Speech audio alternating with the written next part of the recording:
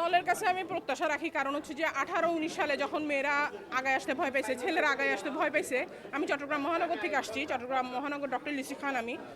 যখন ছেলেরাও ভয় পাইতো তখন কিন্তু আমি মেয়র নমিনেশন চাইছিলাম 19 সালে চট্টগ্রাম থেকে, যে এখন যে সাদাত ভাই এখন মেয়র, ওই সেম ইলেকশনে আমি মনোনয়ন চাইছিলাম বিএনপি থেকে। তখন কিন্তু তারেক রহমান সাহেব বলছে যে যখন পরিস্থিতি ঠিক হবে, এখন তো পরিস্থিতি ভালো না, আমাদের জন্য তো খুবই মানে খারাপ অবস্থা, তো যখন পরিস্থিতি ভালো হবে তখন আপনাকে দেওয়া হবে।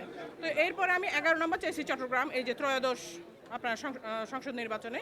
তো তখন আমির খসরু আঙ্কেল বললো যে উনি 11 থেকে করবেন, তখনও আমি ওনাকে সম্মান করে, দলকে সম্মান করে নেমে গেছি। এখন তো আমি আবার মহিলা আসনের জন্য ট্রাই করতেছি।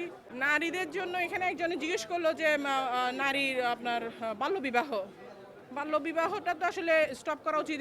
বেশিরভাগ হচ্ছে যে গ্রামের মেয়েদেরকে অল্প বয়সে বিয়ে দিয়ে দেওয়া হয়। সামাজিক অ্যাওয়ারনেস তৈরি করতে হবে, এর আগেও তৈরি করতে হবে, আপনার প্রোভার্টি দূরী করতে হবে। যেমন তারেক রহমান সাহেব এখন একটা ফ্যামিলি কার্ড দিতেছে মেয়েদেরকে, এটা খুব হেল্পফুল, ওরা স্টার্ট করতে পারতেছে। এছাড়াও আপনার শিক্ষিত করতে হবে, এই 3টা জিনিস আপনার করতেই হবে। যে সেক্টরেই আপনার যান না কেন, আপনার প্রোভার্টি রেডিকেট করতে হবে, আপনার এডুকেটেড করতে হবে, এরপরে সামাজিক অ্যাওয়ারনেস তৈরি করতে হবে। এগুলির কোনো বিকল্প নেই, মেয়েদেরকে ক্ষমতায়ন করতে হবে।